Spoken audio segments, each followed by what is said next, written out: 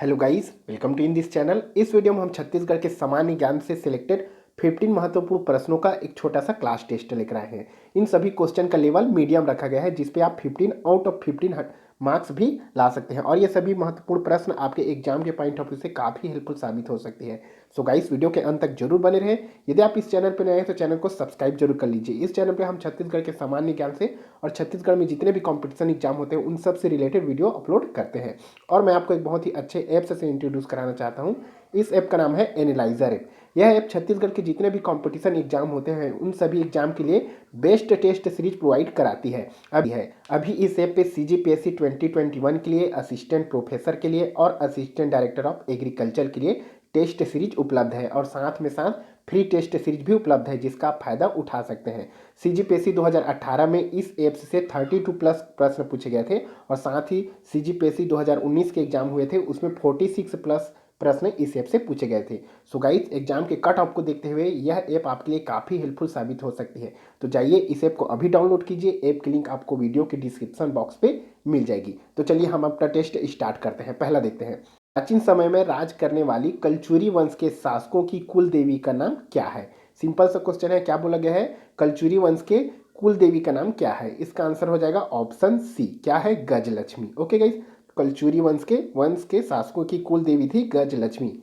देखिए, कलचुरी शासकों का व्यक्तिगत धर्म शैव था। इनकी कुल देवी गजलक्ष्मी थी। अधिकांश शासकों ने अपनी मुद्रा में ओम नमः शिवाय उत्कीर्ण करवाया था, यह भी याद रखेंगे।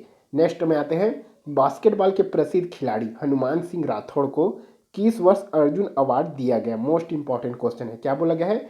बास्केटबॉल के प्रसिद्ध खिलाड़ी हनुमान सिंह राठौड़ को किस वर्ष अर्जुन अवार्ड दिया गया था? आप वीडियो को पॉज भी कर सकते हैं अपने आंसर को चेक करने के लिए। इसका आंसर हो जाएगा ऑप्शन बी, 1975 में। 1975 में बास्केटबॉल के प्रसिद्ध खिलाड़ी हनुमान सिंह राठौड़ को अर्जुन अवार्ड से सम्मानित किया गया था। इनके बाद क्रमशः राजेंद्र प्रसाद को बॉक्सिंग के लिए 1993 में तथा अंजुम करीम को महिला हॉकी के लिए 2013 में अर्जुन पुरस्कार से सम्मानित किया। इन तीनों नाम को याद रखेंगे। नेक्स्ट क्वेश्चन में आते हैं, छत्तीसगढ़ फाग गीत गायक के रूप में किसका नाम प्रसिद्ध है? इंपॉर्टेंट क्वेश्चन है। छत्तीसगढ़ी फाग गीत गायक के रूप में किसका नाम प्रसिद्ध है? इसका आंसर हो जाएगा ऑप्शन ए, अरुण यादव। कौन है? अरुण यादव। फाग गीत में अरुण यादव एक जाने माने नाम है, जिनके गीत अनेकों को आनंद दिए हैं। यह गीत होली के अवसर पर गाई जाती है। गोड़ व बैगा जनजाति द्वारा किया जाता है। इस नृत्य में लकड़ी के मुखौटे एवं चिड़िया आदि का प्रयोग कर युवक युवतियां नृत्य करते हैं। नेक्स्ट क्वेश्चन में आते हैं, छत्तीसगढ़ में रेडियो रूपक के प्रमुख हस्ताक्षर माने जाते हैं। इस क्वेश्चन को मैं पिछले कई बार करा चुका हूं। छत्तीसगढ़ में रेडियो रूपक के प्रमुख हस्ताक्षर कौन माने जाते हैं? इसका आंसर हो जाएगा option A, doctor Narendra Dev Verma. Okay, doctor Narendra Dev Verma Chhattisgarh में रेडियो रूपक के प्रमुख हस्ताक्षर माने जाते हैं। नरेंद्र देव वर्मा छत्तीसगढ़ी भाषा व साहित्य का महान कलाकार थे। इनका मौला गुरु बनाई लेते। कौन से मौला गुरु बनाई लेते? छत्तीसगढ़ी प्रहसन अत्यंत लोकप्रिय हुआ था। छत्तीसगढ़ राज्य की राज्य गीत अरपा पैरी के धार महानदी है अपार, इनकी ही प्रस्तुति है, यह भी याद रखेंगे। नेक्स्ट में आते हैं, छत्तीसगढ़ में नारी विरह वेदना संयोग वियोग के रसों से संबंधित लोकगीत है। क्या बोला गया है? छत्तीसगढ़ में नारी विरह वेदना संयोग वियोग के रसों से संबंधित लोकगीत कौन सा है? इसका आंसर हो जाएगा ऑप्शन 2, ददरिया। ओके, इसके बारे में देख लेते हैं। इसे छत्तीसगढ़ी लोकगीतों का राजा कहा जाता है, जो एक श्रृंगार रस पर आधारित प्रेम गीत है। सामान्यतः प्रदेश में फसल बोते समय युवक युवतियां अलग अलग दल बनाकर सवाल जवाब की शैली में अपने मन की बात को ददरिया गायन के माध्यम से प्रकट करते हैं। प्रमुख कलाकार कौन है ददरिया के? लक्ष्मण मस्तूरिया, दिलीप सारंगी, केदार यादव। इन सभी नामों को भी याद रखेंगे। नेक्स्ट क्वेश्चन में आते हैं, तालतोय संगीत ग्रंथ के रचनाकार हैं। इंपॉर्टेंट क्वेश्चन है।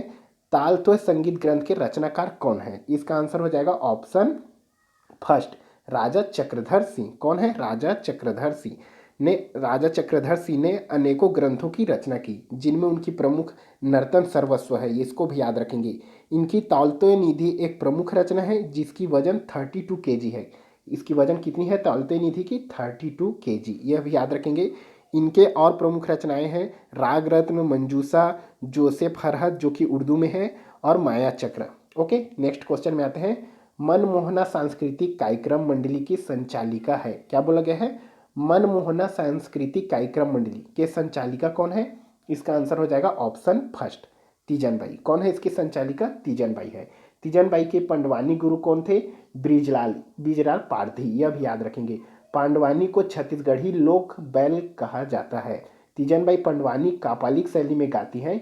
छत्तीसगढ़ में पांडवानी के गुरु झाड़ू राम देवांगन को माना जाता है, यह भी याद रखेंगे।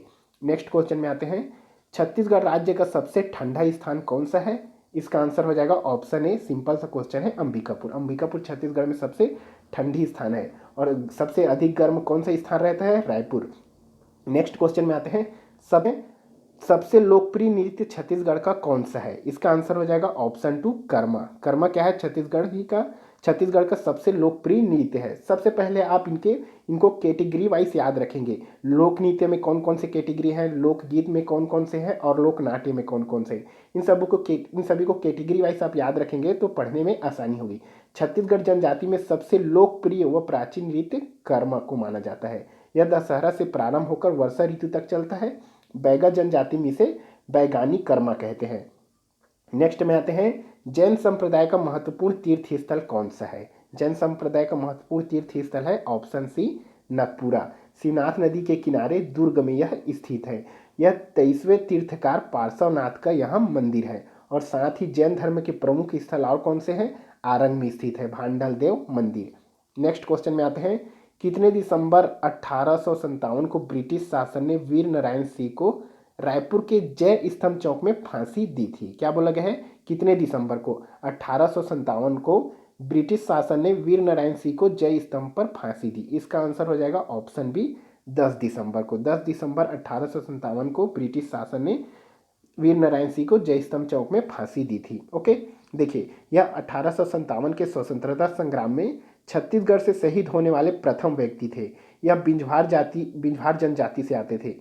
इनका जन्म सोनाखान में हुआ था और 1857 में अंग्रेजों के खिलाफ इन्होंने विद्रोह किया था। छत्तीसगढ़ का स्वर्ण सत्र किसके शासनकाल को माना जाता है? क्या बोला गया है? छत्तीसगढ़ का स्वर्ण सत्र किसके शासनकाल को माना जाता है? इसका आंसर हो जाएगा ऑप्शन डी, महाशिवगुप्त बालार्जुन के। महाशिवगुप्त बालार्जुन के शासनकाल को छत्तीसगढ़ का स्वर्ण सत्र माना जाता है। इनके बारे में देख लेते हैं। इनकी शासनकाल को छत्तीसगढ़ के इतिहास का स्वर्णकाल कहा जाता है। यह पांडुवंशी थे। इनकी थे 595 ईस्वी से 655 ईस्वी तक शासन किया।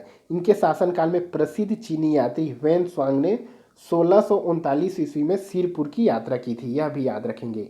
नेक्स्ट क्वेश्चन में आते हैं, बैरिस्टर छेदीलाल जो बिलासपुर जिले के प्रथम बैरिस्टर थे जिसका जन्म स्थली है। क्या बोला गया है? बैरिस्टर छेदीलाल का जन्म स्थली कहाँ है? इसका आंसर हो जाएगा ऑप्शन सी, अकलतरा। कहाँ है? अकलतरा। इनके बारे में देख लेते हैं। बैरिस्टर छेदीलाल जांजगीर चांपा में उनका जन्म हुआ था। यह छत्तीसगढ़ के प्रथम बैरिस्टर कहलाते हैं। 1946 में संविधान निर्मात्री सभा के सदस्य चुने गए थे। यह लाइन इंपॉर्टेंट है। ओके, 1946 में संविधान निर्मात्री सभा के सदस्य चुने गए थे बैरिस्टर छेदीलाल। नेक्स्ट क्वेश्चन में आते हैं, चंदूलाल चंद्राकर सम्मान किस क्षेत्र में दिया जाता है? पिछले वीडियो में ही मैं बताया था।